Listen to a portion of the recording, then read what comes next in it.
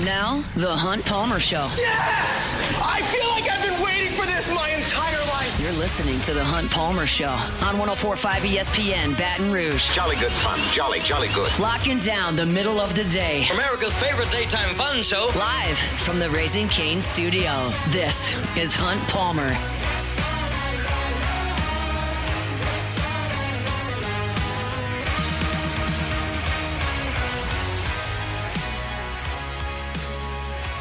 Hour 2. Tuesday edition of the Hunt Palmer Show, 104.5 ESPN Baton Rouge. Feinbaum just came on the SEC Network, starting up at 2 o'clock, and I didn't realize they plugged two little 2025 LSU Baseball National Championship videos right at the end there. Little Jay Johnson hugging Nate Yeske, and then Jared Jones carrying the trophy around. I've never seen that before. Like that. Enjoy that. Brings me back to a simpler time, Colin, when we were just winning natties, not firing coaches and looking for new ones. But that's where we are right now. Colin Jeter is our guest here, joins us in studio on Tuesdays. Former Tiger tight end, now with the LSU Alumni Association. Before we get into football, last week, I know big week for y'all. It was a big success, Football Friday on Friday. How'd things go? Yeah, everything was great. We had a great Football Friday for Texas A&M. Had Kevin Minter in there, Russell Shepard, Lamine Barrow, Craig Stelz, bunch of big former Tigers back in the house, and they got to kind of get in there, tell old stories, kind of explain what they're doing now.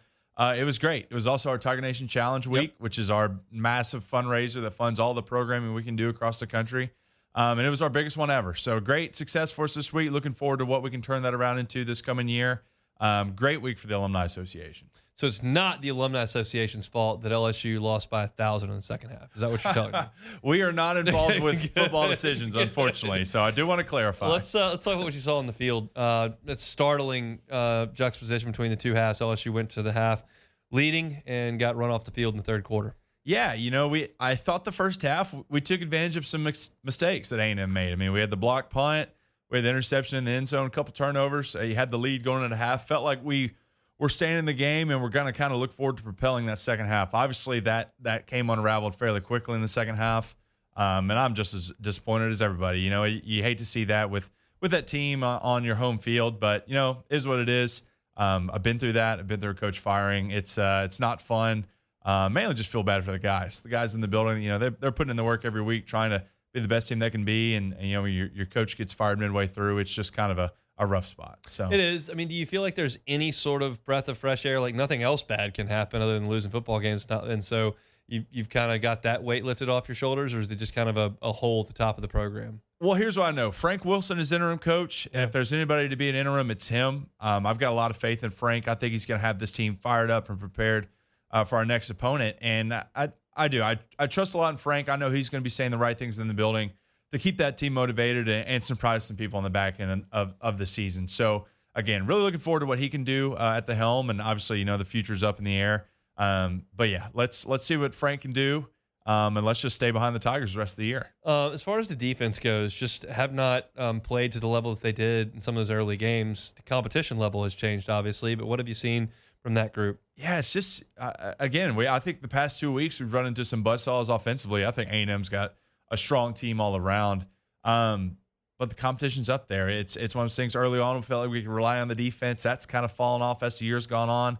It's going to take both efforts, and it just hasn't really come through. Again, anytime someone comes and hangs, 49 in your stadium at home, it's not what you want to see.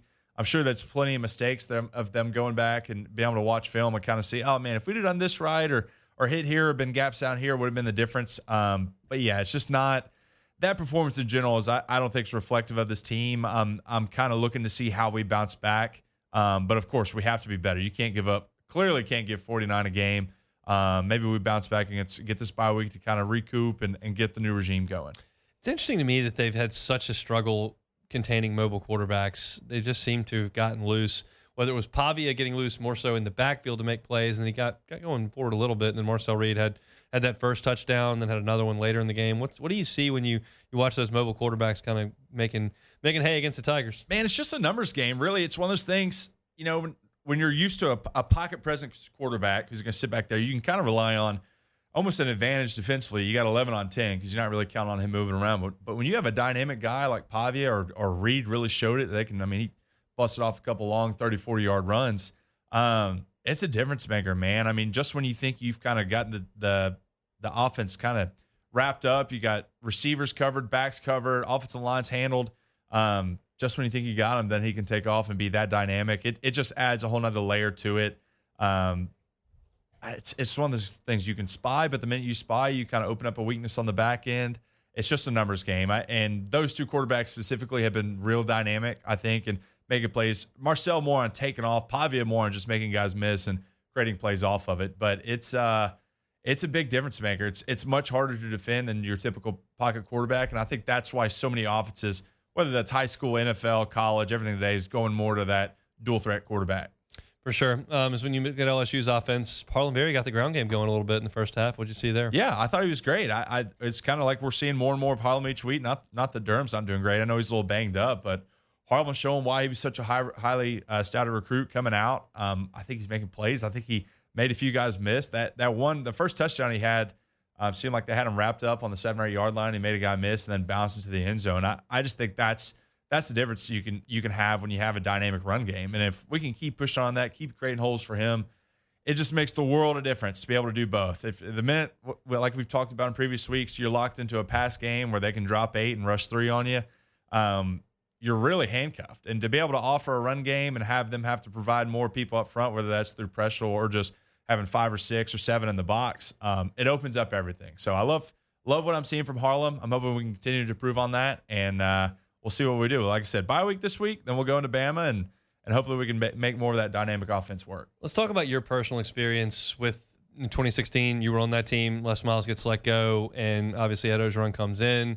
Got to change at offensive coordinator as well. Coach Insminger comes in, starts calling plays. Like, what was that like to go through that transition personally? Yeah, it feels a little bit like deja vu this week. Yeah. We had the same deal. So we played Auburn. Of course, the game you think you win at the end of as time expires, turns out we don't get the game, the playoff in time. So we have to come back, fly back home.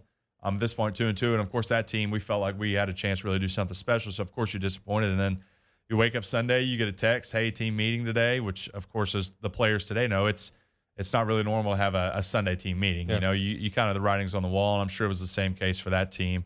Man, it's just it's a disappointing year because you go from preseason, even at game 1 after Clemson, you've got all these highs. We felt the same way before we went to Wisconsin. Like, man, this team can really do something special. And when you get halfway through and your coach is gone, it just kind of it deflates you a little bit. The biggest thing for us when that happened, obviously Les came in, said his goodbyes, which was emotional for us, but O just did such a good job of coming in and getting us fired up. Like, hey, guys, we have so much to play for. This is how we're going to do it. We're going to interlock together. We're going to be the team we can be and prove the rest of the season. Let's salvage it. Let's make the most out of it, and we did for the most part. We blew a game against Florida on Senior Day that really kept us from being in the Sugar Bowl. But I think there's opportunity for this team to go out, finish strong. I mean, shoot, 9-3 coming off. You get wins against Bama, Arkansas, finish at Oklahoma. I mean, that you can make something out of the season. And you never know what happens at the end of the year. Who knows? A couple teams drop losses. Next thing you know, you're kind of in the hunt on the tail end of the playoff spot. You don't know. But it's for me, it's just such a feeling of deja vu. Been there, it's tough, and you just feel bad for the players more than anybody. Obviously, the fan base, everyone's disappointed, but those guys, they went into the season with all these high hopes, and especially if you're a senior or junior looking to leave, you really wanted to finish out with the national championship. Obviously, there's maybe a slight window we can squeeze back in, but it's just, of course, not what you expected. So y'all had Steve Insminger come in, start calling plays for Cam Cameron. Now Alex Atkins, another tight ends coach, ironically, is going to come in and call plays instead of Joe Sloan. Like, is there anything you can change offensively? You kind of got what you got, and it's just a different voice. I think it's, a lot of the scheme you're going to have to keep the same. That's what I talked to Insminger about that, and he kind of wanted to open up his own terminology. But when you're halfway through the season and all these guys for the past 4 years that Kelly's been in have been under the same kind of verbiage of running an offense and system, you really want to stick more to what has already been in. Now, of course, you offer more wrinkles. You kind of offer maybe more percentage of pass run, anything to throw off a defense, throw some new stuff at them. You can make some changes, and we did. I think we set the rushing record versus 2 schools after Insminger took over. So there's plenty of opportunity to make those changes, but it's not like you're throwing in a whole new system. It's you're kind of making do with what you've been working with the first half and just making little adjustments. And Frank's obviously the guy to go in there and kind of say, hey, this is what we're going to do.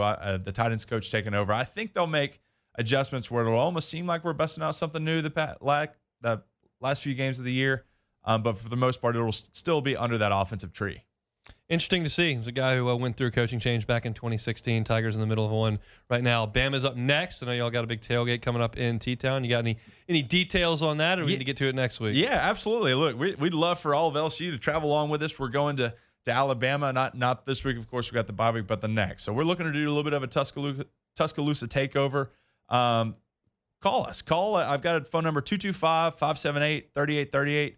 Call, ask for Brantley. She's the person to ask when it comes to information, whether you want to travel, just show up for the tailgate. We got plenty of options. So if you're looking to travel to Tuscaloosa, give us a call. Again, 225-578-3838. It'll be a great time. We're going to have fun. Looking to have fun over in Tuscaloosa. Awesome. We'll talk further about it when we do this again next week. Thank you for your time, sir. Yeah, thanks for having me. He is Colin Jeter, former Tiger tight end, now with the LSU Alumni Association. We'll come back. You want Lane Kiffin? You want Dan Lanning? You want one of these coaches going to be in the playoff?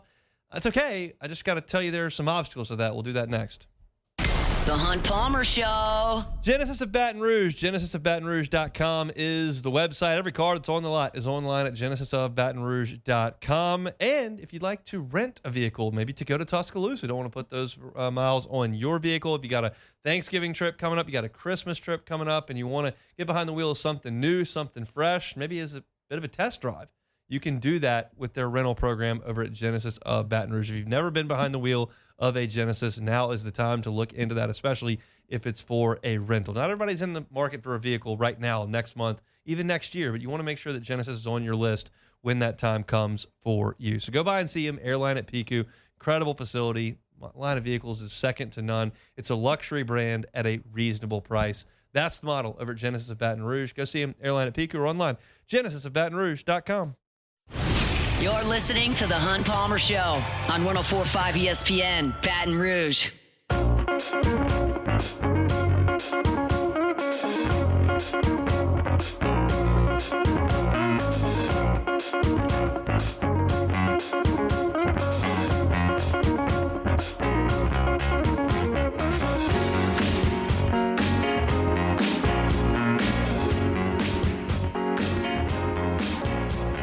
All right, chugging along here, Tuesday edition of the Hunt Palmer Show. Hope your work week's off to a good start. Saints have chosen Tyler Ishaq as their starting quarterback for Sunday. We'll talk about it with Sharief Ishaq coming up next.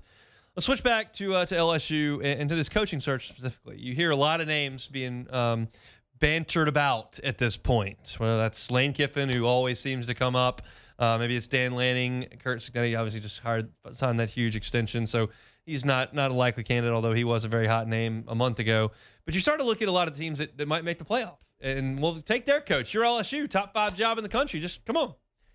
And look, if LSU hired Lane Kiffin, I think Lane Kiffin win a lot of games at LSU. If LSU hired Dan Lanning, I think he win a lot of games at LSU. I don't have a problem with either of those names being lifted. But what I'm telling you is the timing of that doesn't look awesome. Let me explain this and how this could work. Right now, Ole Miss is 7-1. They're ranked 7th in the country. Here's their remaining schedule. They play South Carolina in Oxford.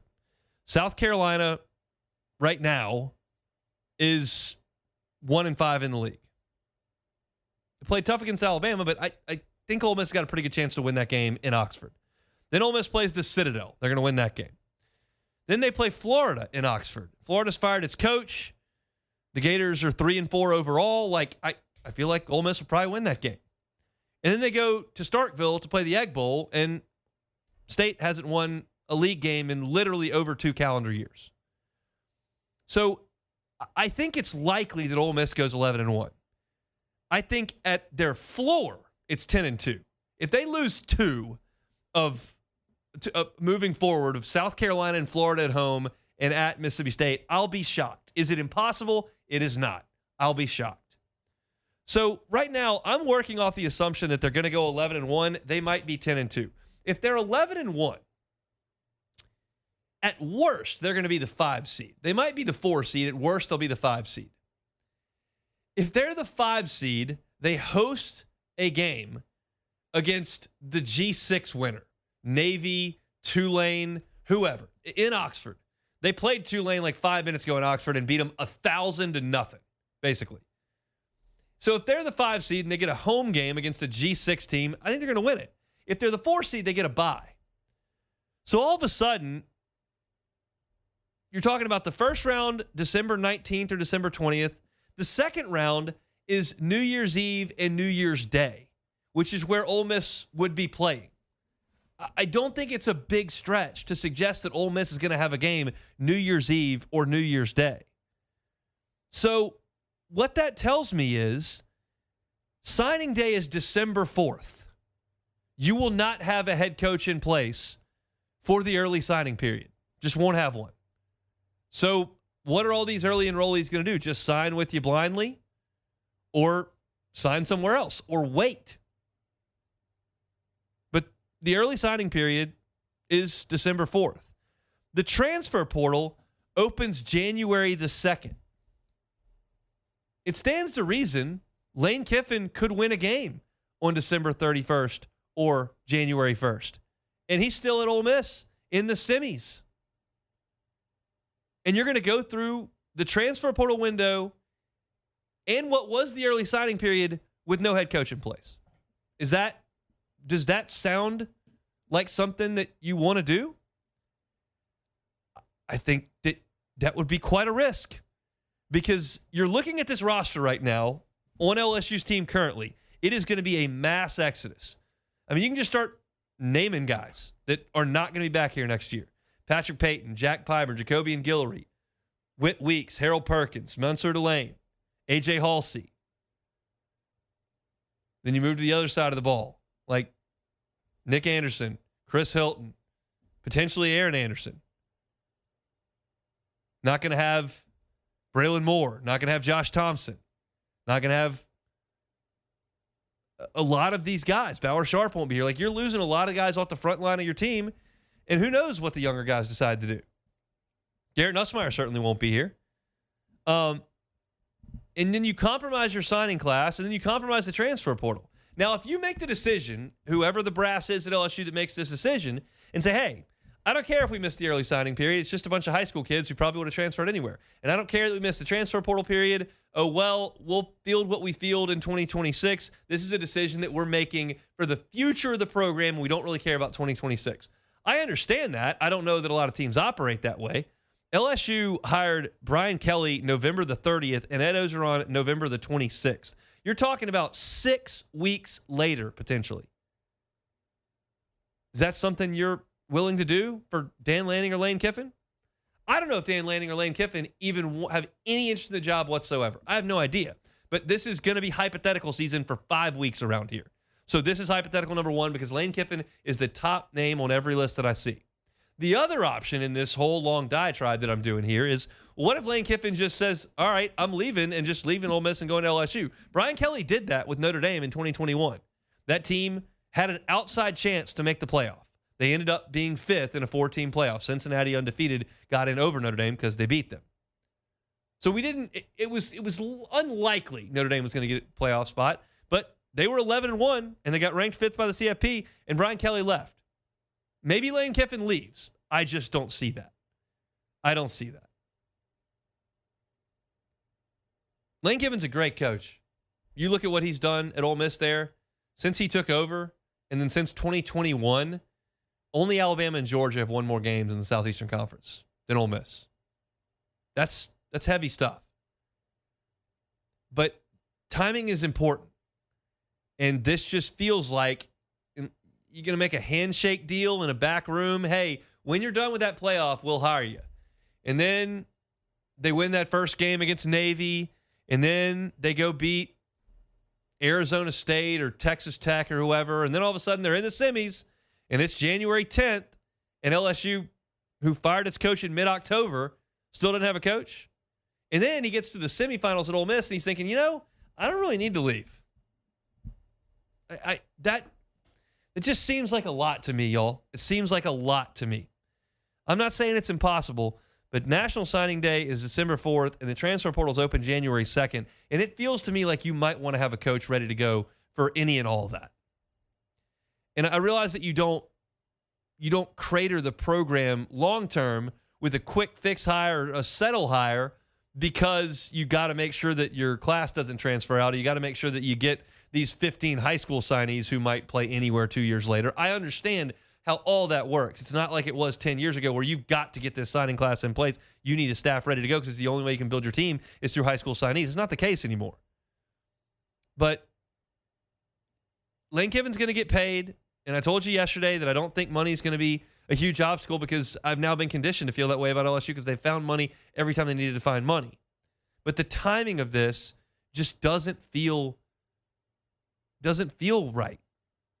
Now, if Ole Miss goes out there and loses to South Carolina and then has a, white knuckler in Starkville against Mississippi State and barely wins it, and then all of a sudden you're looking around and Virginia gets into the playoff and Bama runs the table and Georgia runs the table and you look around in the SEC and Vanderbilt runs the table and you feel like Ole Miss's resume is a little bit light because maybe LSU is their best win and Oklahoma is their second best win, and those two teams end up losing 4 and 5 games. And maybe at that point they don't get in, and then you can make the move.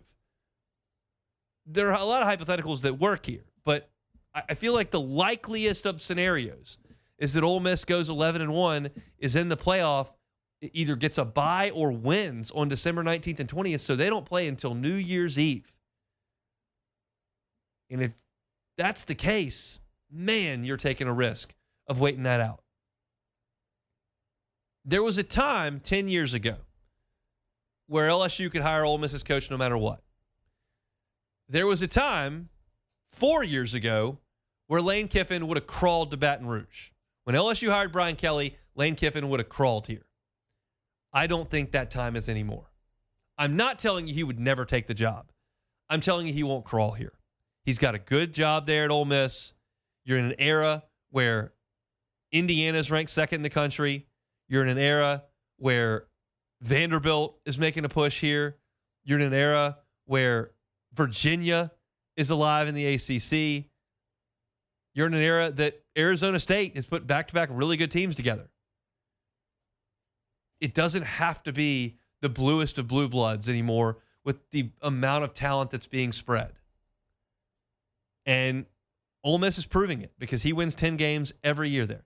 And yes, he has not made the SEC championship game. He has not made the college football playoff. He has not loaded up the trophy case. I get it.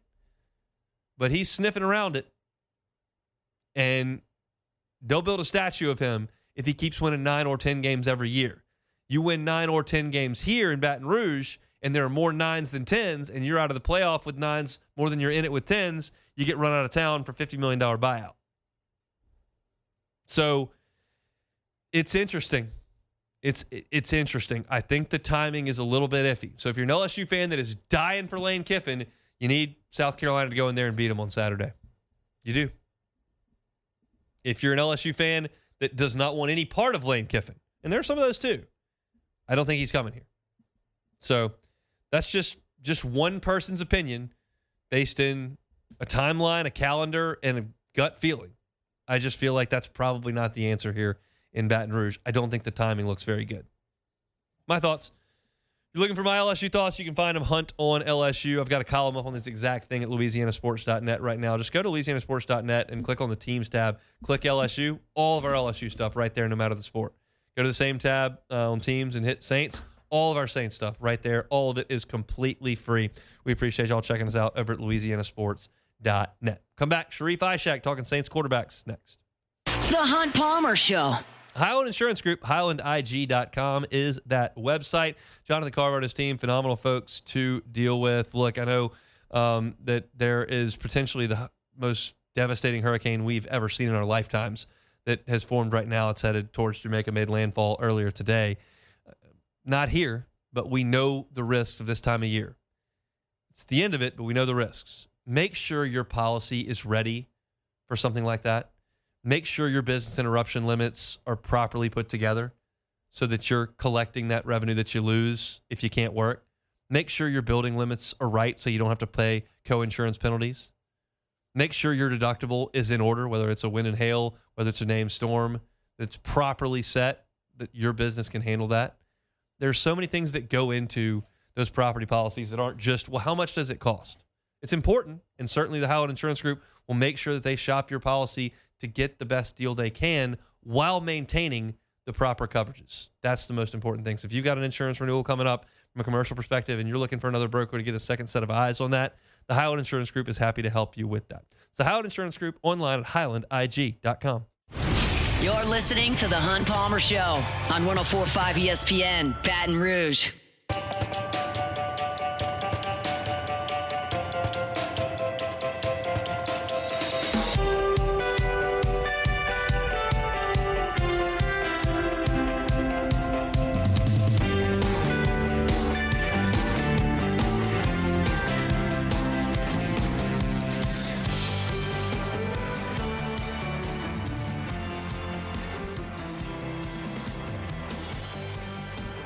Let's talk some Saints. Sharief, Ishaq, WDSU down in New Orleans.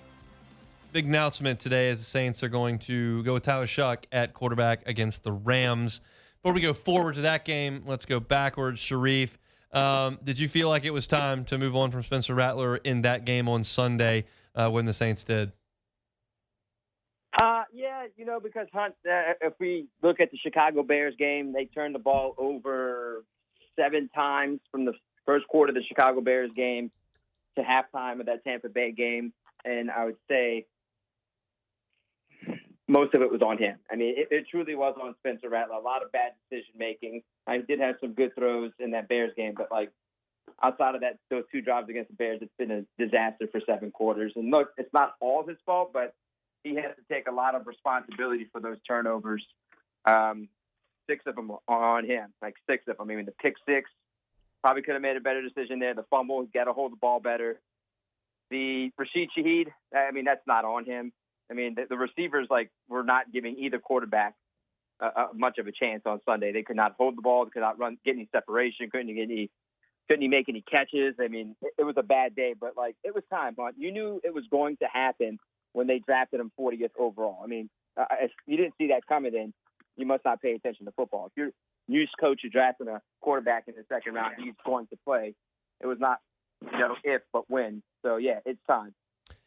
Any concern that you're playing one of the best defenses in the league on the road this week, and that's the spot they decided to start him with? It's always going to be a concern, whether it was Tampa Bay, whether if it was L.A., Carolina. I mean, I think they were going to face a tough defense. The way this offense is playing, Hunt, yeah, every defense looks good. That's right. Let's be honest. Every defense looks good. And I understand the Rams are probably times 10 that you're going to throw a guy out there on the road against that ferocious defense. He's got to learn. At some point, you have to take the training wheels off. Let it be you throw him in the deep end against one of the better teams in the NFL and let him learn that way. I'd much rather him learn that way than wait until after the bye week when, look, who knows? You might make more. You might make some trades. You won't have maybe you don't have some of your starters, and some guys are just, quote, injured, and your team only has 1 win, and then you're in the same situation as you were in last year with Spencer Rattler when you don't have a full set of complementary players on your offense playing, and now you're judging him based on second string and third string players, and then you're trying to think if you should draft another quarterback. So yes, it's time to throw him into the deep end immediately and let him, play it out and see what type of quarterback you got with the 40th pick. What do you expect to see different from Tyler Ishaq as opposed to Spencer Rattler? He's got a stronger arm for sure. He's mobile, man. Look, he can move the pocket. He's mobile. I mean, Spencer was too, but I think that you're going to see the ball get out a little bit quicker with Tyler Ishaq these next few starts. I think the ball gets out quicker.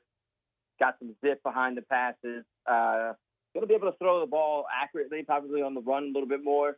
I like his ability just to take off sometimes. You saw it in the game against Tampa. The ability to shake off some tacklers because he's a big body. He can shake off a few tacklers and maybe make some plays down the field after breaking some tackles in the backfield and on the scramble drill. So you can see a little bit more of that. You're also going to see a lot of disguises and blitzes on a rookie quarterback. They're going to test him, and this is a way to see if he's going to panic or if he's going to pass the test. So it's going to be a challenge. There's no doubt about it. You hinted at this earlier, and it's not fixable right now, but I'm curious your concern level that you got an offensive line that statistically ranks among the worst in the NFL. The wide receivers are playing so poorly. The running game completely went away last week. Are they just setting these 2 guys up to fail?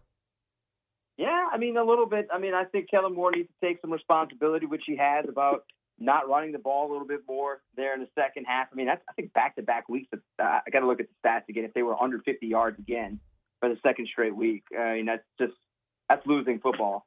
That's not how you help out your quarterback. It's not how you help out anyone. And your defense is you're putting your defense out the field a whole lot, but you've got to establish a running game. I understand you only have 2 running backs at this point and Taysom Hill, but if you ain't running the football, you ain't successful on offense. And that's been a big problem for them the last few weeks. It's been a problem in all 8 games this season. I mean, you have to be able to have some kind of running game. And if you don't get near the triple digits, you're not winning or competing in a football game. So as far as the overall product goes, are you a little bit concerned that it's getting worse? They were competitive early in the season, and they're starting to slip. Is that concerning to you? Oh, of course it's concerning, 100%. I just think they hit a wall. I think they just ran face first into a wall, and now they have to figure it out. They're going to start running into teams that are competitive and trying to play for a playoff berth, and now they have to figure it out, how to get over that side of the wall and trying to at least become competitive again. Because this week that was bad. I keep telling you every week, Hunt, just be competitive and show me that there's some kind of progress and an improvement and development with your young players and players that are under a long-term contract. I'm not seeing that offensively. Defensively, yes, I see that, but offensively, it's a bit shaky. So now this is why Kellen Moore is hired, offensive mastermind. Now he gets to figure it out with the guy he drafted. He's got 9 games to figure it out.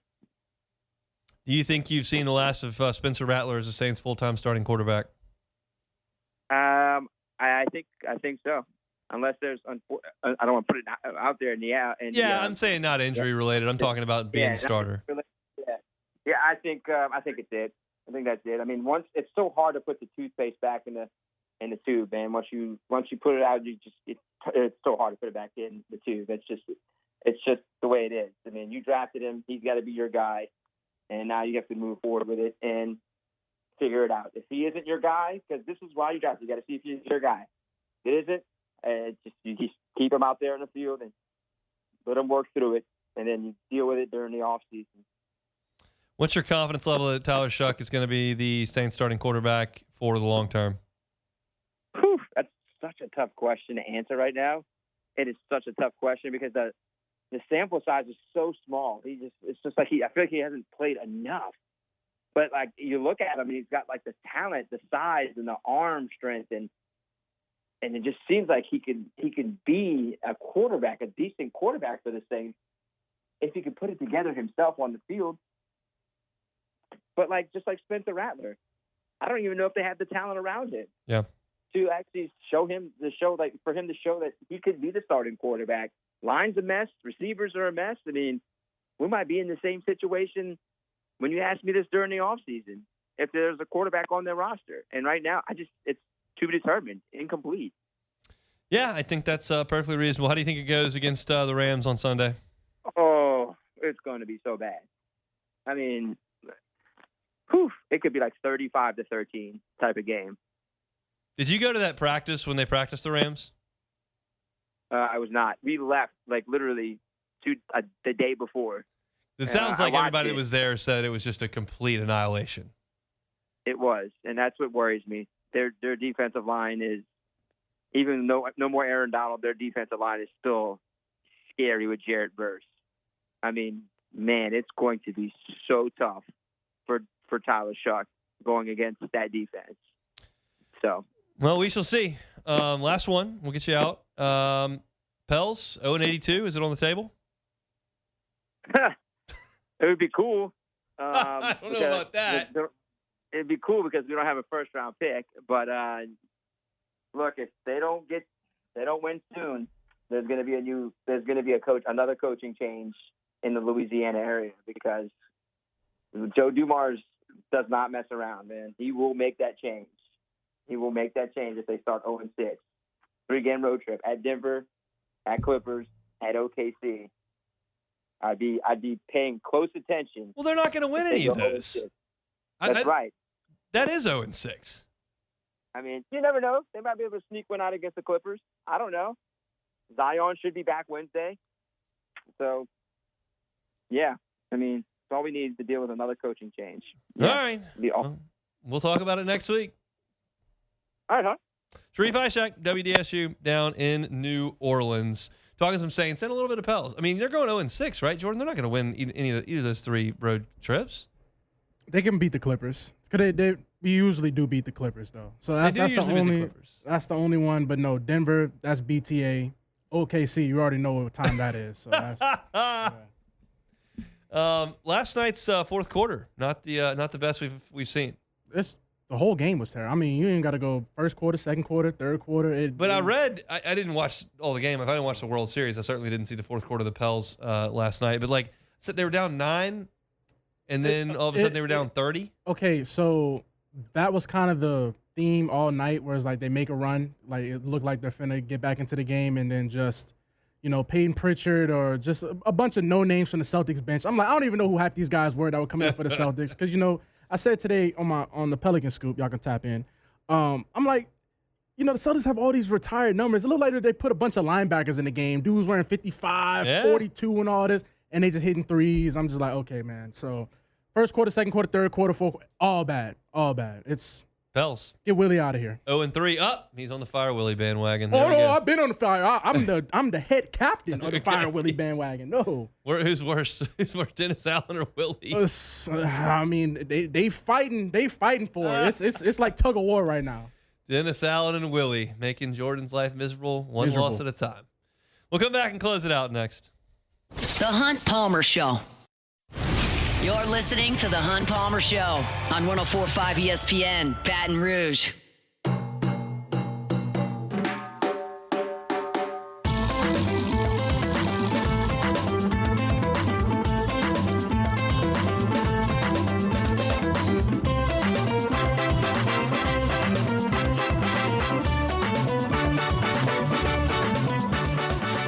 You two back there pushing those buttons have so much to learn, so much to look forward to. My day got started today. Got the kids ready for school. Got them dressed. They come to school in the back of my car. It's about a 25-minute ride from my house to the school. We're about 18, 19, 20 minutes in. 5 minutes or so to go. And Myers, my tummy hurts. Oh, no. My tummy hurts. So, okay, we're almost at school. It's all right. We can go to the potty. It's almost here. Then I just hear, screaming in the back, and I look back, and he's just throwing up all over himself. No. All over himself. Oh, no. Well, that's the end of that. So it smells like you would imagine in my vehicle, and he's screaming. So we got to get to the school, and I got to go in and get some paper towels to wipe him off. Oh. I put the baby in the baby's daycare. So now we got to go back home because can't he's go to school. He's done. Yeah, he's done. Well, he's fine. He's yucky. He's throwing up on his stuffed animal. Yeah. He's like, I'm all sticky. I'm like, we're going to get you cleaned up. It's going to be fine. And then he's okay. And then 10 minutes later, my tummy hurts. Okay, well, hold on. Are you going to throw up? No, because he doesn't want to throw up. I was like, no, I'm not going to throw up. Okay, well, I look back, and it's the saddest sight you'll ever see in the rearview mirror. A kid strapped into the car seat just throwing up on himself. Oh, my goodness. Just drenched. So we're taking the car seat apart. I got the hose out. He's got to get in the bathtub. That's how you start the day. Hunt, that might have been the best form of contraception I've ever had. I don't even, I'm good. I am super, super straight on kids anytime soon. Thank you. I needed to hear that. I think Myers saw the Yell Leaders on Saturday, and just that's what put him over the edge, just puking everywhere. Or he watched LSU offense. I mean, one or the other. One or the other. That was quite a kickstart to the morning. He's home now. I think okay. But you strong, because that would have ended my whole day. My whole day's ruined at that I point. texted the Louisiana Sports Center. I didn't have anything coming up on the site, but I was like, hey, if something breaks, we're in a breaking news minute. Like, anybody can get fired over there for all I know at this point. For real. So I was like, look, I'm out for an hour. Yeah. I got to hose the car seat down and wash all his clothes and get him in the tub and figure out what's going on. Because my car was just, and it all he had this morning was milk and a little granola bar thing. Ooh. So it was just So just milky milk. vomit, Ooh. just soaking the entire Yeah. the cloth of my on the floor, Hey. in the crevices of those car seats. It was just We got to get you a deep cleaning detail sponsor or somebody. I went and did the best I could over at the local spot and vacuumed and stuff and got the spray and whatever. Yeah. I'll live, but so I had to drive like 35 minutes with the 5 minutes to the school and then the 25 minutes back home in a car that just reeked of vomit, which was lovely. You got to have the windows down. I put him down briefly and he said he was cold. And like the kid, he's soaked in puke and I've got the windows down. We're going like pretty, I was like, yeah, that's fair. We'll go ahead and put him Oh up. my, this is the day from. Oh my goodness. So y'all get that to look forward to. It's coming. Hey, don't put that in there. We don't need that no time soon. No time soon. Like, take it or leave it. Take it or leave it. Take it or leave it. Presented to you by Flight by Yingling, the next generation of light beer, crafted by America's oldest brewery. Today's hottest stories in sports, news, and sometimes even Hunt's life. The question is, will he take them or leave them? Flight by Yingling. Could you use one of those about 9:30 a.m. this morning? Maybe use one a little bit later on. Flight by Yingling, next generation of light beer. 2.6 carbs, 95 calories. Looking for a cold pop, crisp, refreshing, light, with all that flavor you're looking for from a delicious beer. Flight by Yingling, next generation of light beer. All right, Hunt. So we're going to start this one off with, since we're looking for a new head coach for LSU. True. The CEO style of college football coaching. Is that what you want for your next coach? Take it or leave it. I'll take it. Like, it's just so important. I'll take it. Unless you are perfectly willing to completely delegate things to Austin Thomas and his staff in terms of personnel, and just have a small say in that, but let them run that, and then you've got like your offense or your defense that you're going to handle, which I think that can work as well. And I also think you can just kind of run things from the top. There are a lot of ways to do this because there are so many moving pieces to a college football program. So yeah, I mean, that's fine. I want someone who's on the way up and completely driven and motivated. That's probably my number one thing. Okay, so will Brian Kelly be hired again by the end of the year? Take it or leave it. I'm going to leave it. I don't know that he wants to coach again. There's certainly word out there that he does. I mean, you heard Dabo Swinney say, like, you fire me, like, I'm going to go work somewhere else. Yeah. Like, I don't know if Brian Kelly feels that way. I was talking to people yesterday. Like, if I had gotten fired on Sunday, like, on Monday, I would have been in Cabo on the golf course by lunch, and you would have never seen me again. Like, I'd be perfectly fine with that. But that's not how a lot of coaches are wired. I just don't know what Kelly wants to do. Me either. I mean, media is good. It pays, and you never lose. I can see him do a media tour, though, on some Paul Feinbaum or something like that. So, next one. Will James Franklin be coaching in the SEC next year? Take it or leave it. I'll leave it, but I don't feel confident in that. Like, I think Florida could call him. He's obviously a good coach. Yeah. I'm hoping he does. I'll just be candid. Like, I'm hoping he doesn't end up at LSU because I just find the guy kind of hard to root for. Yeah. Like, I had to try to. I mean, I had hated Brian Kelly for so long because he was at Notre Dame and there's the prickly personality, and like you have to kind of flip that to he's my coach now. Like, I can't just sit here and pout. Yeah. And I find James Franklin a little bit hard to root for too. Yeah. But I think there's a chance that he could end up at LSU or Florida, and certainly, if Arkansas or Auburn comes open, like I was thinking about Arkansas. Yeah. I could see him. You got a shot. like Auburn that. could come open too. Yeah, no. So could Oklahoma. I can't see him here necessarily, but definitely I don't know, man. It's like it's musical chairs at the end of the day. That's all we're playing, musical chairs. So that's it for take it or leave it. All right, tonight, sports trivia at Court to Table on Burbank, 8 o'clock. They've got a great Halloween party going on. You can bring your kids by this evening and do some trick-or-treating in costume, and kids eat free after they are done. If you want to play some sports trivia, we'll be there 8 o'clock till about 9:15, 9:30. You can win gift cards. We'll be watching the World Series. It's an awesome facility, great food, great drinks, and we've had a lot of fun in our first 2 sports trivia nights. So come on out and see us at Court to Table on Burbank. If you missed any of today's show, catch it on demand wherever you find your sound. Also, always invite you to check out Hunt on LSU, Hunt on Saints for those team-specific channels. Matt's going to drive you home next on After Further Review. Hope to see you all at Court to Table tonight. If not, same time, same place tomorrow for a Wednesday edition of the Hunt Palmer Show on 104.5 ESPN, Baton Rouge. The Hunt Palmer Show.